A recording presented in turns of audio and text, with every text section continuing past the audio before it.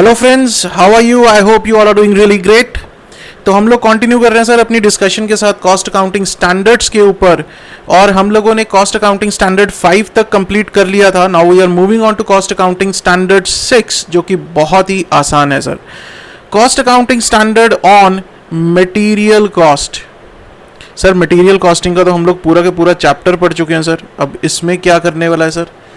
हम तो material costing की अगर बात करें तो हम लोग पूरा के पूरा अपना चैप्टर पढ़ चुके हैं मटेरियल कॉस्ट के ऊपर, है कि नहीं?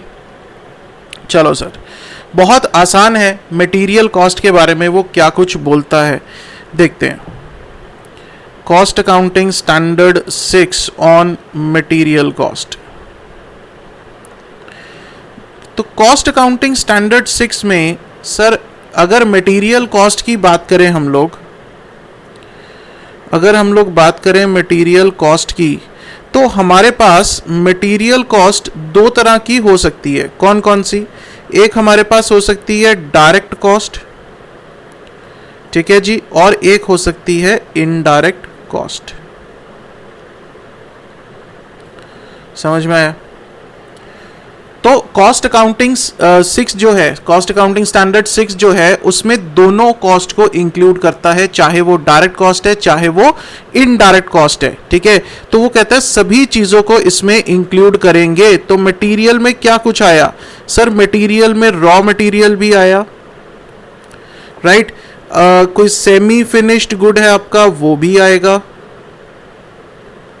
सेमी फिनिश्ड प्रोडक्ट, ठीक है जी। उसके बाद कोई कंज्यूमेबल्स हैं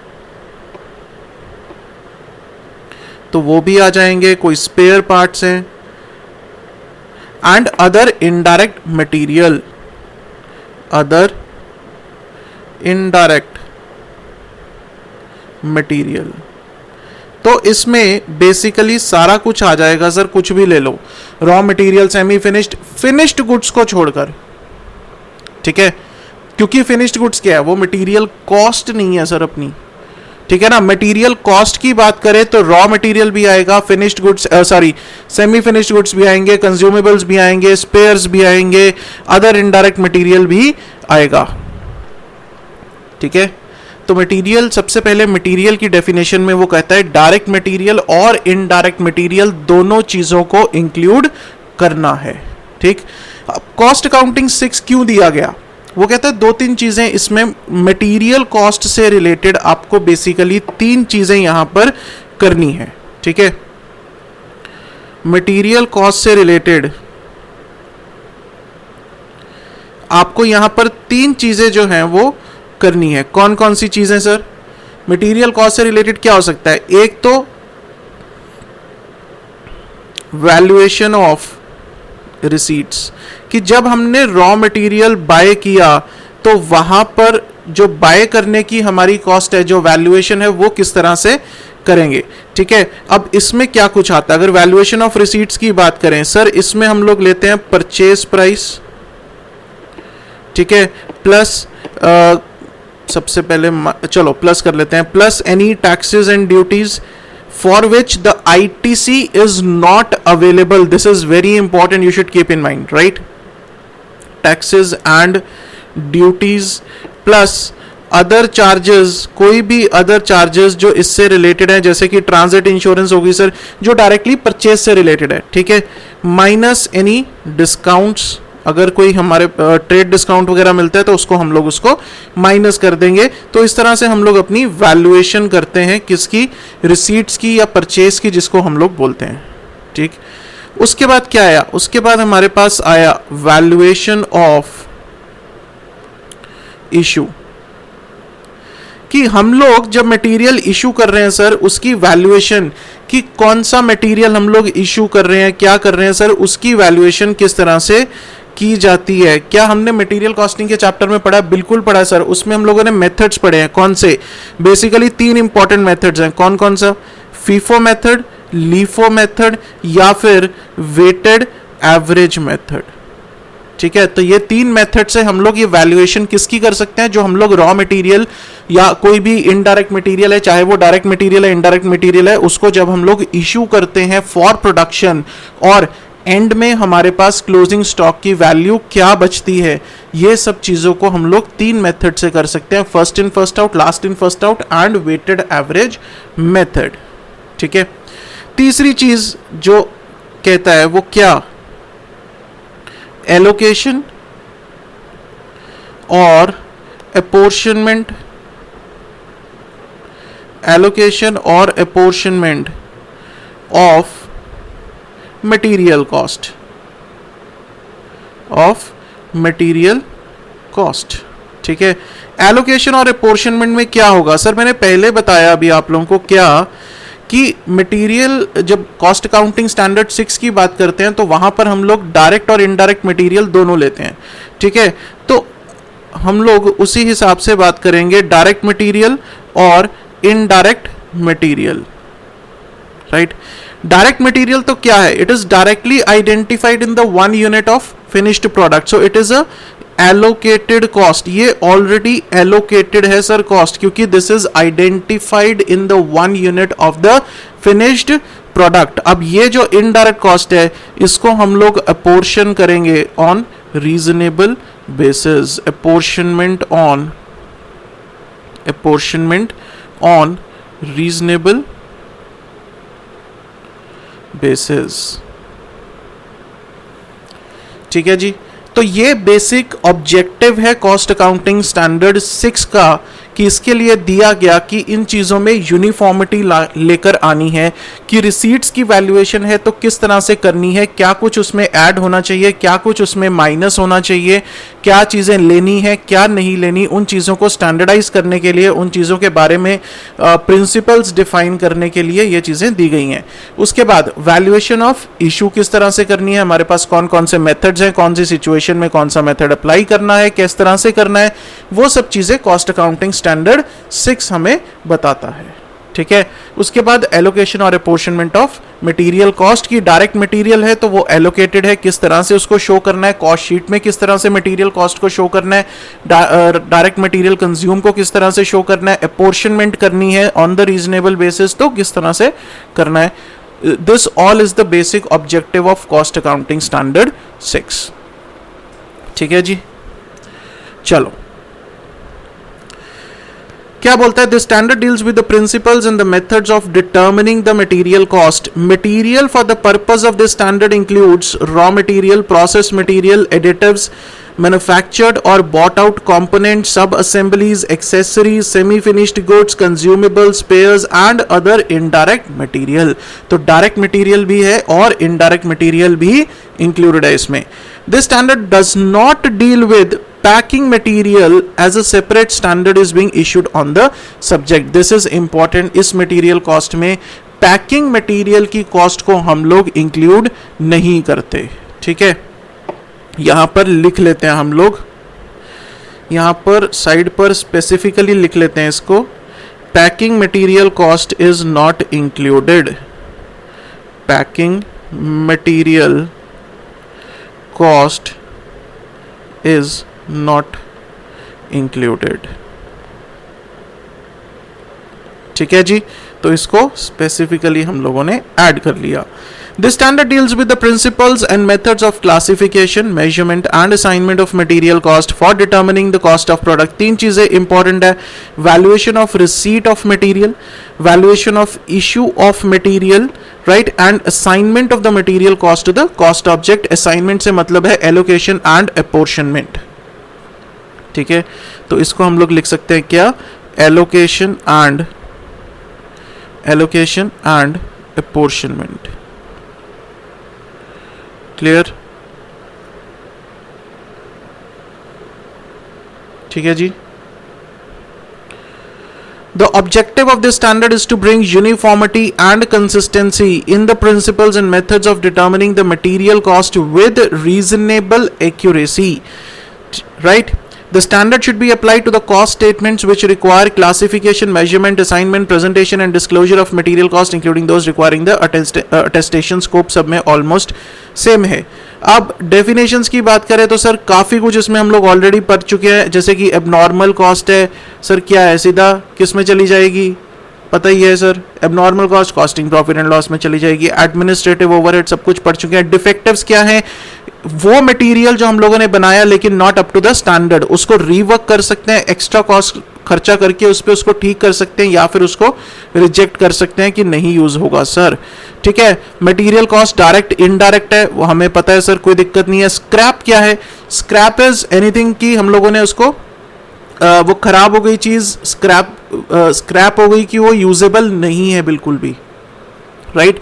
डिस्कार्डेड मटेरियल हैविंग नो और इनसिग्निफिकेंट वैल्यू, स्क्रैप वैल्यू भी मिलती है सर, बहुत कुछ नहीं, थोड़ा बहुत ही इनसिग्निफिकेंट वैल्यू होती है in comparison to the actual value of the product, and which is usually the disposed of without further treatment, या कुछ थोड़ा बहुत ट्रीटमेंट करके उसको डिस्पोज ऑफ कर दिया जाता है। ठीक है उसके बाद वेस्ट एंड स्पॉइलेज है। वेस्ट की बात करें, material loss during the production और द स्टोरेज, और डिस्कार्डेड मटेरियल जो वेस्ट हो चुका है, ठीक है, कोई इवेपोरेशन हो गया during the production process, that is also waste. Spoilage is that is not up to the standards, does not meet the quality requirements और the specifications, that is spoilage. खराब हो गया, वेस्ट है कि वो उड़ गया, हवा में उड़ गया, इवेपोरेट हो गया, या फिर साइड पे उसकी वेस्टेज निकल आई जो यूज नहीं होगी। स्पॉइल हुआ कि बन गया लेकिन खराब हो गया, क्वालिटी जो स्टैंडर्ड्स थे उसको मीट नहीं कर पाया। ठीक है, अब इसमें जो एक पॉइंट और बस डिस्कस करना है, उसके बाद हमारा कॉस्ट ये जो स्टैंडर्ड है ऑलमोस्ट डन है। ठीक, अब अगर हम इसमें एक बात करें सर, इसमें हमारे पास एक पॉइंट आता है सेल्फ मैन्युफैक्चर्ड मटेरियल का। एक दो पॉइंट्स हम लोगों को बस डिस्कस करने हैं, और जैसे कि मैंने कहा रॉ मटेरियल है, ठीक है। अब मैं कहता हूं कि एक तो मेरे पास ऑप्शन है कि मैं raw material by from outside,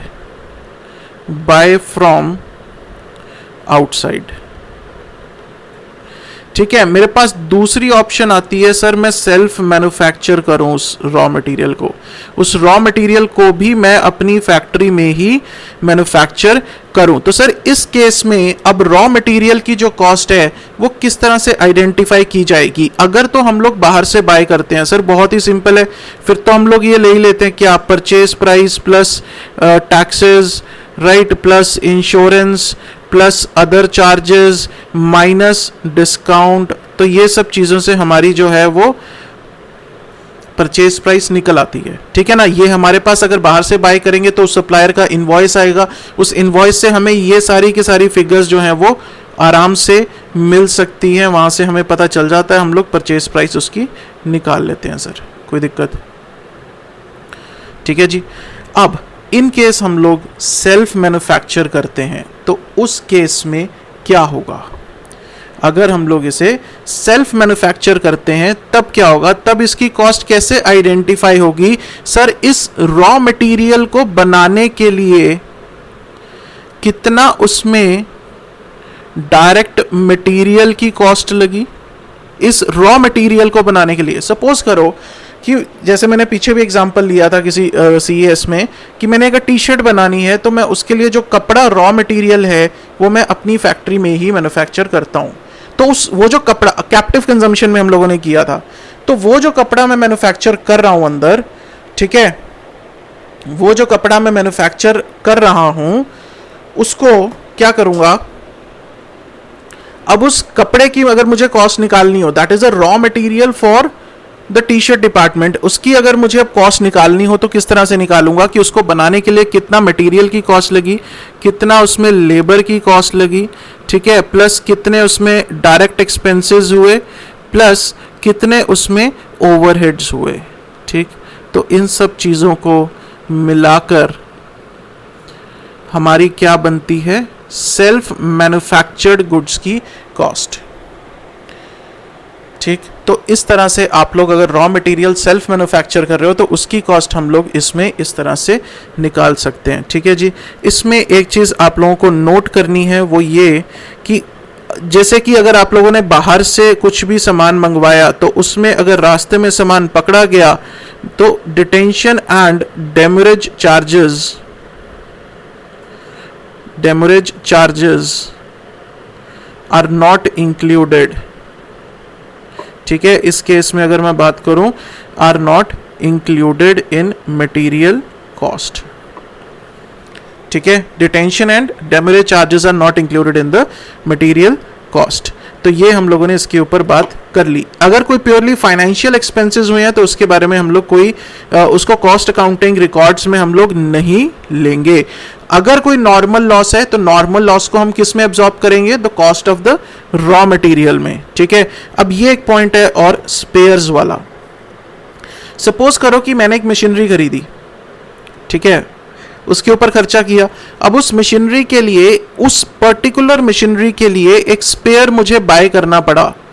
ठीक है, अब स्पेयर क्या है, वो मेरी मटेरियल की कॉस्ट है, लेकिन क्योंकि वो जो स्पेयर पार्ट था that is specific to a particular product और अ पर्टिकुलर इक्विपमेंट, तो मैं उस मशीनरी की कॉस्ट में उसको कैपिटलाइज कर दूंगा, उसको मैं मटेरियल कॉस्ट में नहीं लूंगा अलग से।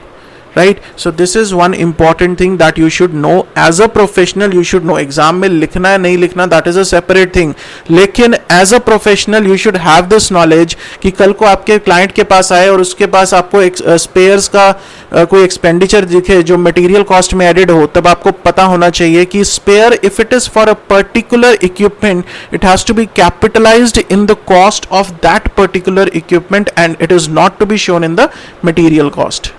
ठीक है, spares which are specific to an item of equipment shall not be taken to the inventory but shall be capitalized with the cost of the specific equipment। उसके साथ उसको कैपिटलाइज करो। राइट, नॉर्मल लॉस स्पॉइलेज वो उसकी cost में चला जाएगा, sir हम लोग डिस्कस कर चुके हैं।